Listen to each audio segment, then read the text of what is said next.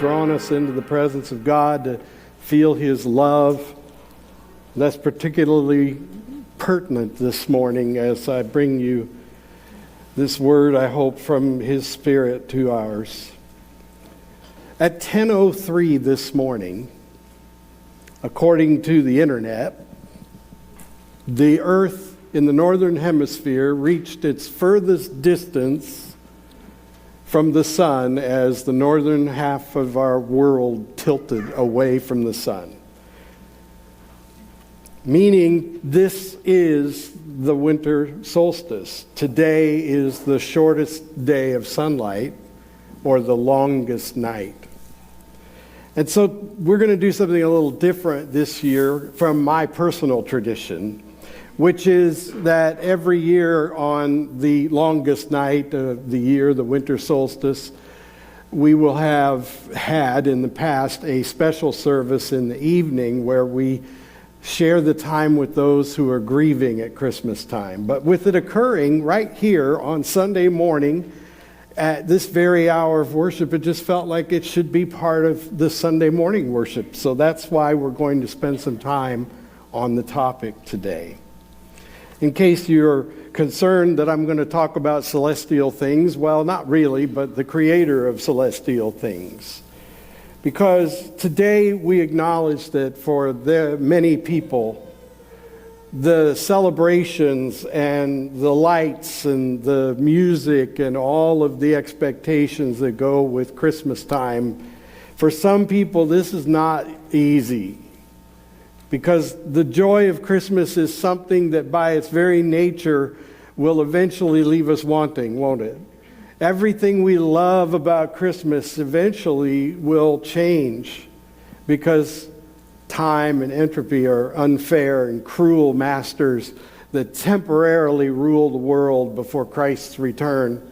And so, whether we like it or not, our bodies wind down, our lives change, nothing stays the same. And so many times during these Christmas seasons, especially over the years, we find ourselves longing for a happier time, longing for a moment when it felt so wonderful it couldn't possibly feel any better. And by its very nature, then, it leaves us in a moment later in life or at some other moment in life where we're grieving. Grief is a very real emotional response, even an internal, deep psychological experience of the soul and the mind, where we acknowledge that something's changed forever and there's nothing we can do about it. Therefore, grief is not only about death when loved ones are lost to the grave or something like that. It's as much about losing things that felt comforting and familiar, so that it could be as much about the loss of a job or the loss of a place of residence or a lifestyle. It could be a change that gave us a great deal of comfort when something that gave us a great deal of comfort has changed to something less comforting. And in that way, we're all experiencing grief, aren't we? There's no one here that doesn't know grief. Grief would explain a lot of the things that happen to us in life that make us sink into a quiet place of self-consideration and reflection. Grief can explain a lot of the unpleasant responses sometimes that we get from people around us because we don't really understand what they're going through. One of the difficult things that we all face at Christmas time is that if we happen to be experiencing joy, we're not really sure how to respond to someone who isn't. We're not quite sure what to do with that. And so we just sort of blow it off or ignore it, not because we don't care, but because if we're honest, we just don't know what to do. So here we are, faced with another Christmas week, where the calendar says holiday, but the sky says winter. Well, not the temperature at least, but the length of the day. The day is short and the night is long, and that is how we feel when we're grieving, especially at a time when the world is screaming at us to be joyful and cheerful and happy. and to celebrate. And so we want to take a moment right now in this space to acknowledge those who grieve and acknowledge our own grief. It may not be so significant that it requires a lot of attention, but there's someone here, I promise you, who is deeply saddened. And this has been heightened by the holiday hype. And so this is for them as well as the rest of us. This is a time for us to acknowledge this long, dark night or blue Christmas that some people are feeling right now.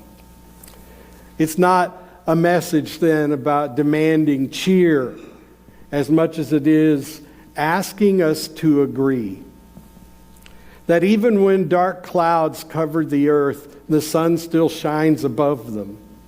I wish David was here right now so I could reference him. He's our resident pilot who often spends time above the clouds where the sun always shines. And he would affirm for you that despite what it looks like down on the ground where it's dark and gray and dreary and rainy and cold, up above the clouds the sun is as bright as ever. It doesn't go away. It's just kept at a distance sometimes, either by the curvature of the earth and the tilting of the earth or the clouds that cover us. And so we acknowledge with the psalmist in Psalm 80 who says, "Restore us, O God. Let your face shine that we may be saved." See, the psalmist is not asking the Lord to change the circumstances, but to simply be present in the circumstances. To let the sunshine that's above the clouds peer through. And it does. It does. Sometimes only briefly, but we do have these moments of sunshine. And this is when we need to acknowledge that grief is not an absence of faith. Sometimes when people are grieving, they feel that they're being unfaithful because of their grief. And maybe it's because no one's helped them process what's really going on. Grief is a very natural response to permanent change, and it doesn't really have anything to do with your faith in God. And for those of us who are not grieving, it's hard to really understand where the grieving person is. And more often than not, we respond by saying silly things because we think we should say something. May I acknowledge just quickly here that I have spent a lot of time with people at funeral homes and cemeteries and in sanctuaries like this where caskets are present and grief is profound. And I've often heard people with the best of intentions say the silliest of things. And thankfully, the grieving person is a kind and gentle soul who usually just thanks them and lets them pass. But deep down in the side, they're kind of wishing you just hadn't said that. Now, I'm sharing this with you because we are a family of faith, and what we do together, even in those terrible times, can be so therapeutic and helpful. And so let it be our culture here at Shiloh to be people who embrace grief with nothing more than presence. Your presence says so much more to the person who's grieving than your words. To simply sit with the one who grieves. You know, the Jewish tradition is something I wish we embraced in our culture. They call it sitting Shiva. When someone dies in Jewish tradition, they will sit in their home and just be dark and grieving in their home, and people will come and sit with them. They don't talk. They're just present. Think about the story of Job, who was going through such terrible times. His friends came and sat Shiva. They just sat with him. They were just present. They didn't say anything. In fact, when they started talking is when the whole thing got silly, when the whole thing got ugly. But when they just sat in the silence with him and helped him absorb the grief, they were serving magnificently. And so my word to those who are grieving is, it's okay to grieve. It's natural to grieve. It is an entirely appropriate response to something that God never intended for us, which is permanent loss, especially through death. This was never part of God's plan.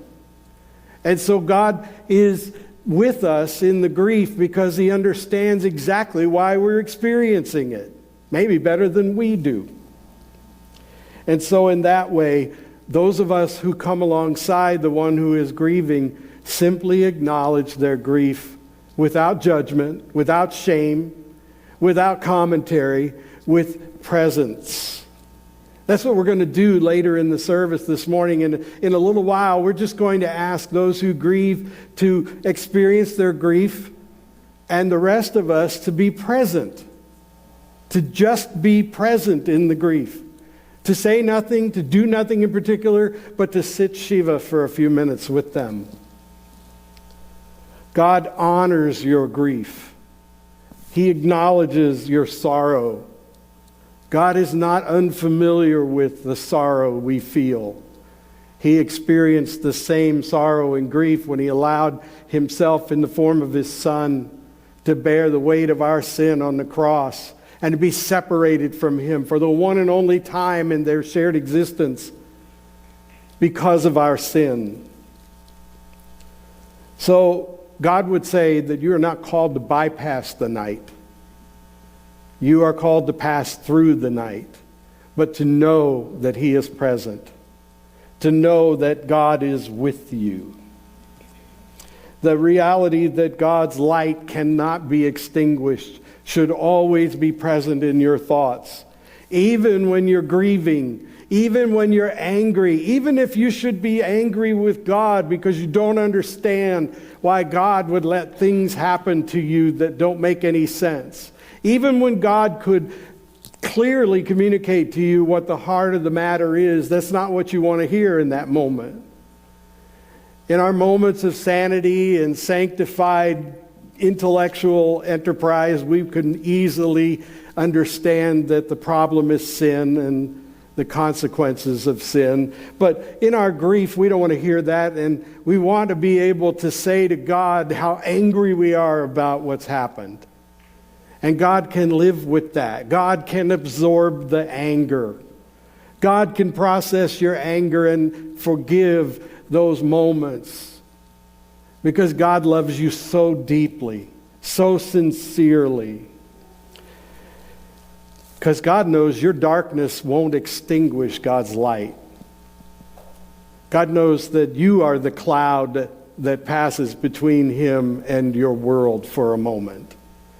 And he is lighting on one side of your clouds, even while darkness and rain and cold are on the other side. Even when your mind is in confusion and despair, God is the same yesterday, today, and always. God is truth expressed in love, even when you are experiencing reality and pain and chaos. God understands that you have been a victim of the chaos that comes from God's enemy.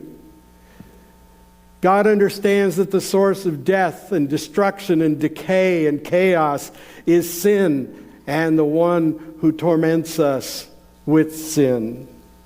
And God then, for our sake, for love of his Son, has given us a way to escape the permanent consequences of sin, to experience hope when there doesn't seem to be any reason for hope. That's why we have a candle for hope, because God's light in the world is our hope. God's return through Jesus Christ, mighty and wonderful second coming, is going to be such a day of light. In fact, when we read the Bible and we see what is predicted for those times, we see that there will be no darkness. The darkness will be gone. There will be no darkness. And the really amazing thing is the Bible describes the source of the light as being his Son.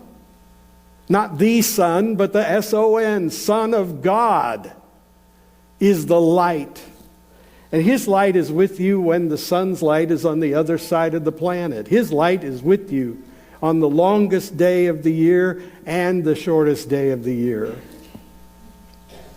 And so on this longest night, which, by the way, is already getting shorter because since 10:03 this morning, the day started getting longer. Did you know that? The darkness only lasts for a moment. In the grand scheme of things, those among you who are experienced with grief will tell you that parts of it pass. It never entirely goes away, but you learn to live with it. You learn to pass through the dark hours when they come, knowing that light will come. You learn to live with the hope that seems delayed so long and seems so far away. And this is what it means to walk in the light even during the longest night. And so now, as this time of worship continues, I want to tell you that we, as a family of faith, want to share your sorrow for a few minutes. We want to take time to grieve with those who grieve, to mourn with those who long for their loved ones. We want to take a few minutes to give you an opportunity, if you feel called to it or feel the need, to grieve openly with God's presence and the love of your Christian family, to support you, to sit with you in your sorrow. Our purpose in the next few minutes is going to be very simple: to see light in the midst of our darkness, and to be light by offering our presence if we do not feel particular profound grief in this moment. And so I'll tell you a little more about that in a moment, but I'd like to close with a moment of prayer first. Oh God, source of all enduring light, we confess the reality of our personal winters. We feel the cold, the ache, and the stretching length of the night. For those whose hearts are burdened by fresh grief, for those who carry the weight of memory, and for those who feel utterly alone in the midst of the world's clamor, let your presence be steady, unshakable warmth. Shine your face upon us, not to instantly erase the shadows, but to assure us that in the deepest dark you are here. Help us to trust that the darkness has not overcome your eternal love. In the name and the light that returns through Jesus Christ, amen.